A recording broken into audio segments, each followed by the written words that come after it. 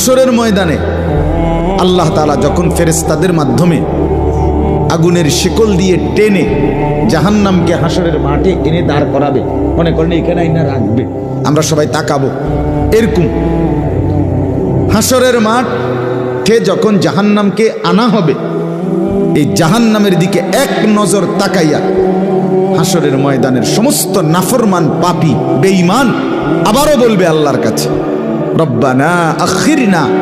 ইলা আজালিন করিব, আল্লাহ একটু সময়ের জন্য দুনিয়াটা আবার ফেরত দেন, হায়াত আবার ফেরত, সময়গুলো আরেকবার দেন, আরেকটু সময় দেন, নুজিব দাওয়াতাক, আপনার সব কথা তখন মেনে নেব, ওয়ানাত্তাবিউর রুসুল, আপনার রসুলদের আনুগত্য করব। আল্লাহ বলবেন না,